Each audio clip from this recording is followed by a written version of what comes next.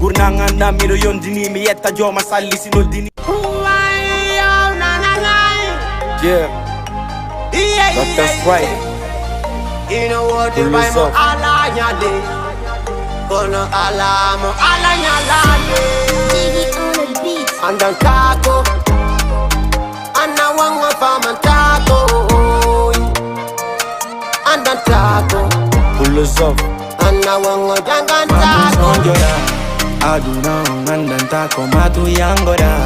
Aduna fama tako matu yangora. Matu sonjora.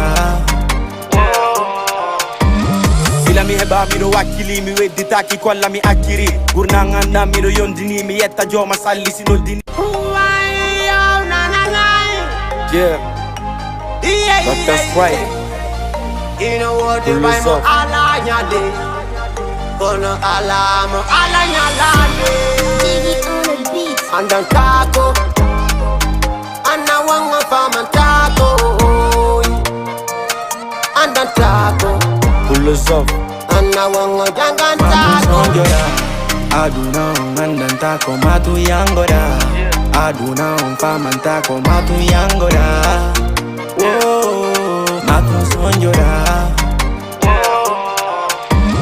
Sila mi heba miɗo wakkili mi wedditaki kolla mi akkiri gurnanganda miɗo yondini mi yetta joma salli sino dini. Yeah, that's right. You know what the Bible ala nyade.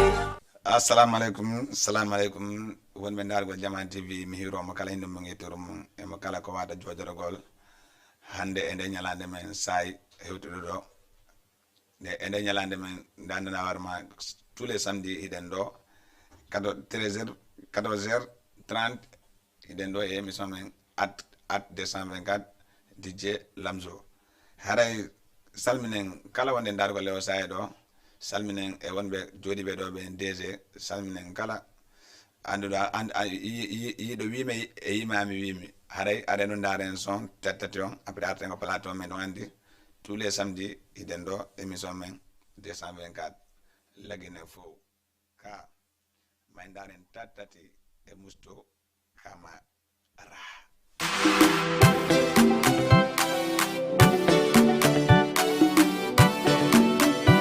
On the beat, listen to the beat.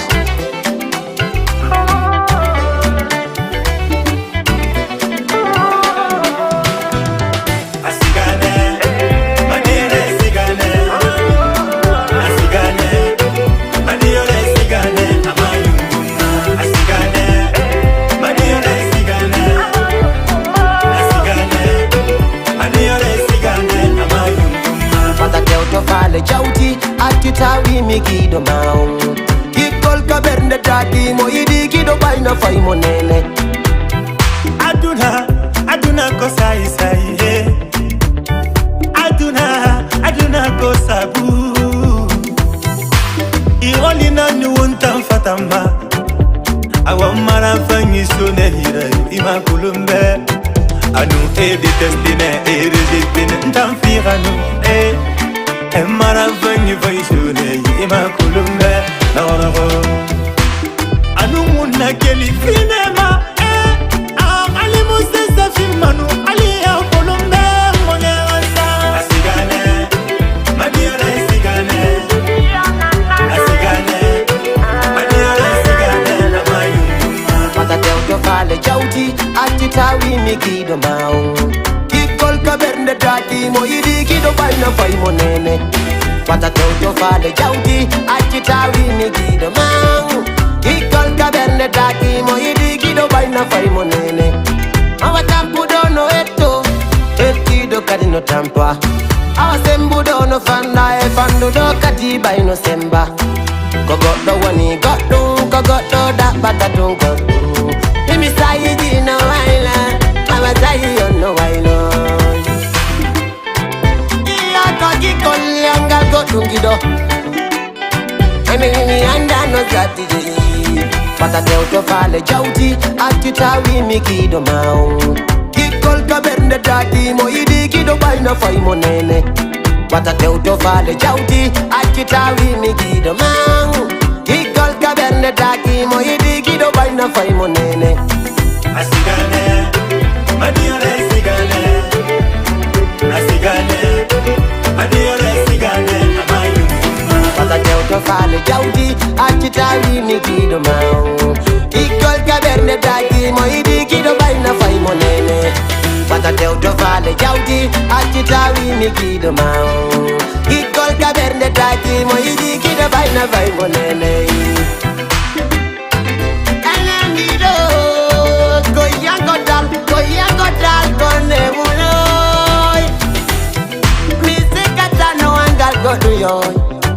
No what I tell to that langido, Zion no I know.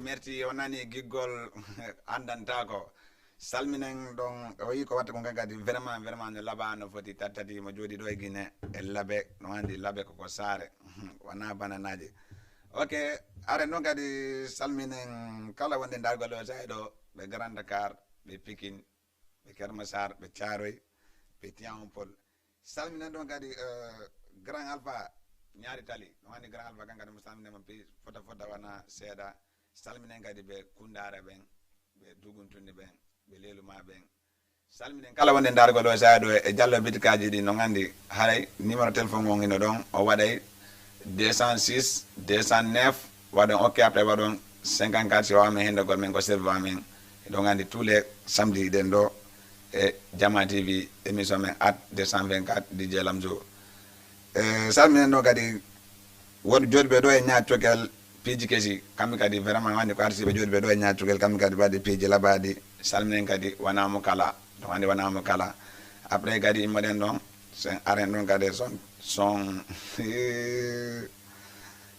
jeli kaba bintu ka sen are son jeli kaba bintu aren don kadi salminen jajang umu depuis yombol gate salminen kadi kajatu marewa salmine mo kaka fota wana seeda kankani mo salminama salminen kala DJ jo wondo do e jodi do e Dakar e kala manda war mana dade émission men on haray nade nodde yewdi dem mo kala ko faala me wanna on digi wandi aduna nañando ñande may daren DG jel kaba binton ka do ngandi kankadi ko watta gon laba ena foti do ngandi kankadi vraiment ko watta ko no foti no laba ma jodi do Guinée non ko fi soso be mate tillel do ngandi amadi soso be Mariama soso en fo no mate tillel do are salminen no gari kala wonde ndagoro samen do are nate no don 206 300 kigay 206 209 54 wawa yibbugo lame direct are may kadi be wora be ngandi be mali wora be ndamaga arte monnare jodi do e Dakar be namo dabi wora si sa woli do wora ko ma wala Duguntuni wala Imaya wala Fanga wala Termese o fami may kadi dabi wora be lande no eske joni be do me anda joni be wora be fansi be dabi wora be hare nade nodde ngo siddo mo Koundara Badiar woni wargo émission on tous les samedi 13h aga do ande men leju fungo do ateme wade werdo do ngande aray men jonno gadi mo ndawar ma ko chaque samedi ko do watta may ndaren dabi wora Mali wora 2 3 4 J'ai vraiment envie de voir ma belle baby, c'est moi. J'ai vraiment envie de voir ma belle baby, ce soir dans mon lit. Dans une mondenga, mi wari ma idée, mi do la jagi pendelga, mi wari ma idée. Let me see my baby girl right now. I want to see her. I wanna be with her. I want to see her. Let me see my baby girl. Sometimes. And me the wood, baby girl, I rule.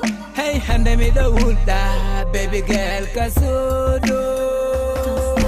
So ilang iri mo vogo filang idimo imbe ben vogo mintungan dirimo baby atunderga mido fala manderga mawe beno irimo no pinimo no sokimo kikol angol wono tampinimo baby atunderga mido fala manderga yobe halu aberonga nanta lanselimo baidu tuwoni minkan langidimo baby atunderga mido fala manderga wana jema gigolo tampina mo betonya lambe ina lango minya minimo go baby ami pala tel manko pala mi wo oyatata mi amo mo ben no pinimo cause I wanna touch I wanna kiss I wanna vibe with God tonight I'll moderga girl mi don't like you get in there me waiting my let me see my baby girl right now I want to see her I wanna be with her I have to see her digo la balo ko yurminte kona ko hulinte rauni baule wana dole giggle wana force baby girl let me yurminte by the marijike morgol mi abanoite yonchi mi oltinte porno ya denko sandira girl baby mi manoite you demanding kola silibe sibeida gibang okay for the velde oh big girl darwe mo moita si imo wa big girl hello edita somma on katege that's a living day. Oh, no, Giggle Cosimo. Me don't like you get under God. Me worry my day. Me don't like you get under God. Me worry my day. Let me see my baby girl. I want to see her. I want to be with her.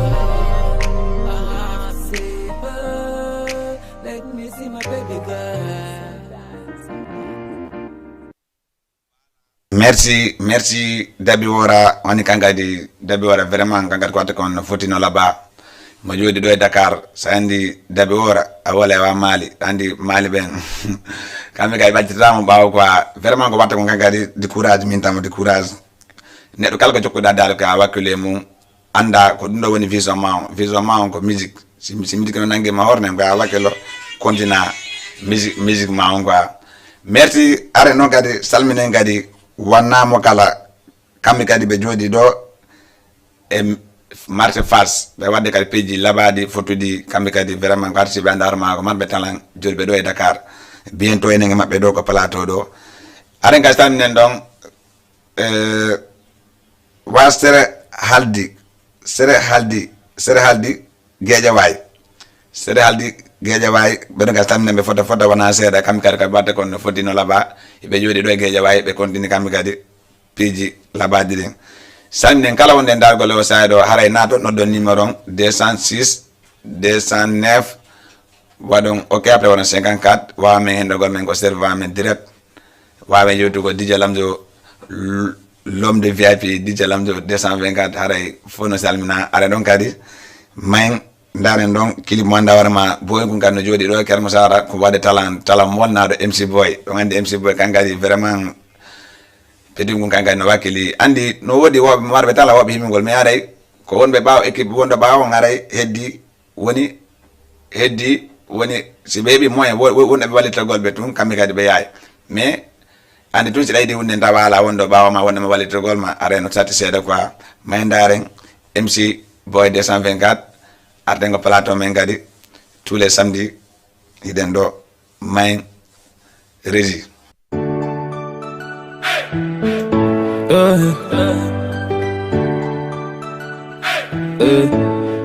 Chop King Junior. MC Boy, baby, chop. Baby, je suis désolé. D'Africa. Je t'appelle, mais tu décroches pas. Ces messages, mais tu réponds pas. Du Dis-moi que tu ne vas pas. Si Dieu te fait du mal sans les savoir, son supplice, pardonne-moi. Mais ne t'en va pas rester là près de moi. Tu sais bien que je ne pourrais pas vivre sans toi. Pour toi je donnerais tout, mais sans toi je deviendrais fou. J'ai mis du temps à te trouver, je ne te laisse pas t'en aller. J'ai mis du temps à te trouver, je ne te laisse pas t'en aller. Toi et moi c'est jusqu'à la mort, jusqu'à la mort. Je suis désolé, il faut me pardonner ma belle. Je suis désolé mon bébé, je suis désolé mon bébé, mais faut pas t'en aller. J'ai mis du temps à te trouver, et je ne te laisse pas t'en aller. Pour toi je donnerais tout, mais sans toi je deviendrais fou. Sans toi je deviendrais fou. Sans toi je deviendrais fou. Sim no di mayan di no tola, di mesa di mayan di jabola. Ala na go hole mi wadu ma sim do tonyo mayan di afanola. Kachumba rebe ko ami fala, kachumba rebe ko ami subi, kachumba rebe ko ami yedi khala na fale ma wada nama. Bay mi do yeduma, nene khali miniko. Baba wole miniko, bay ko ami yedi ko anton, bay ko ami fala ko anton. Kala na fale ma wada nama. Siko gale mi soda nama. Siko oto mi soda nama. Siko mbodi mi jo nama. Bay mi do yiduma. Bay mi do fale ma. Bay mi do yiduma. Mi nom no fale ma. Job King Junior. bay mi do yiduma bay mi do falama vraiment petit gungan wadde ko laba ko fodi mo jodi do e Kermosar MC Boy 220 gari ɗum ɗo ko fi artiste anda warama menen ko fima men jodori ɗo kala anduɗo warama no wawi so addi vidéo ma fi en gollude en wawi golludugol ɗum ɗo ko fi promotion fi men en fo andi neɗɗo si Allah hokkima hunde an kadi wallitoɓe wonduɗa e mum ɓen Allah ƴawnon on fo haare merci kankadi ko watta kon vraiment no laba no foti ko ni neɗɗo wakkilorta quoi merci are noon kadi salminen grand Moutar depuis Côte d'Ivoire kankadi imo salmina fota la yida gole makko non e Côte d'Ivoire merci grand Moutar salmine non kadi nenan Sadou depuis Koundara kam ga be jodi don e Koundara don bustura be ndade émission men lagin 224 hade kam kadi salmine be moƴƴa wana seeda salmine non kadi Amadou e Sadou don depuis Kosi kamɓe kadi ɓe salminama moƴƴa Diallo Bidikaje ko Diallo Bidika en beedi noon a naata noon koye lan hettimade ay ka salminama fota wona seeɗa kankadi mo jooɗi ɗo e ñaari tali imon wadde men suivre en direct ko émission men at 224 lagine ko fi fop quoi haɗa ɗon kadi aren ɗon kadi ndaare morceau may ndaren morceau Star Petit Boy kamɓe kadi ɓe jooɗi ɗo e Medina may ndaren ɗon après ngare e Star Petit Boy may ndaren ɗon morceau Kim Jo kankadi mo ɗo e Dakar kankadi vraiment ko watta kon no laba bientôt enen makko ko plateau ɗo kadi e no demo ɗo may ndaren Kim Jo aren des régi may ndaren Kim mi haaldi e baaba men ɓe inni kamɓe kaɓe suɓanima ɗon oɗon jonga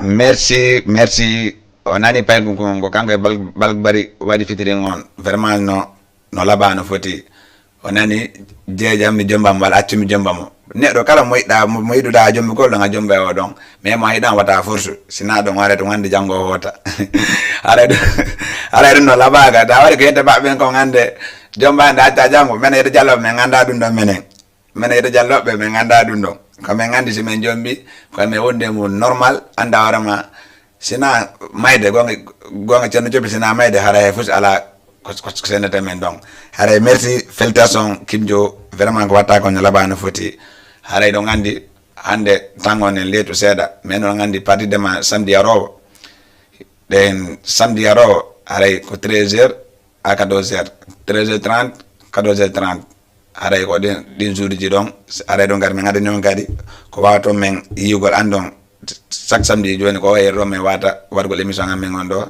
ko at men 224 lagina ko fi pop salminen kadi nenan Aïssa Ritroa kamɓe kadi vraiment ɓe wakkili côté ji ɗin fof ɓe nan pay bon courage ko watta kono foti no laaɓa salminen kadi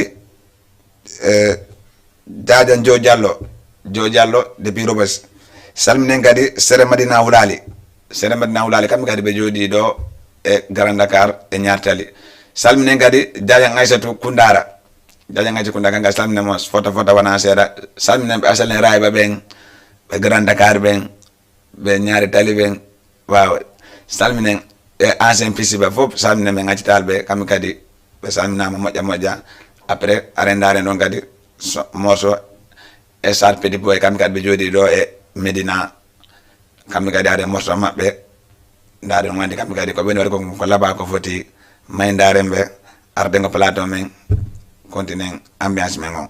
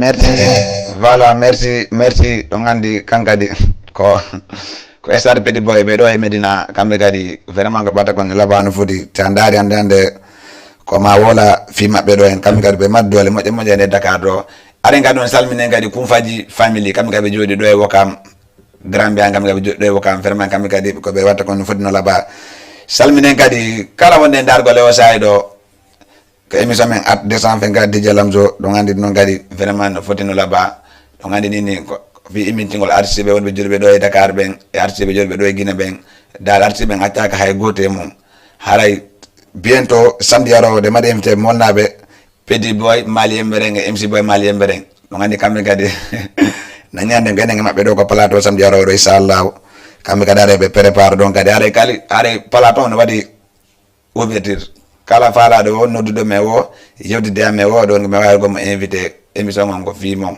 fi artiste ɓen e fi comédien ɓen e fi joueur ɓen dal fi kala waɗo imite no culture Guinée on jooɗi Guinée kala Guinée jo yimami ni fo aɗa ko kanko jeeyi émission on haray mais salmina kala wonnoɓe dargol e o sahi men ɗo haray tous les samedi koni waɗirta haray bientôt en samedi arowo kadi inchallahu merci ciao ɗon andi haaju nañam ɗo ñande mi ñande ɗo koye fille haray mi tammi ɗon kadi bébé Fatima depuis Grand Yoff merci beaucoup merci jarama ciao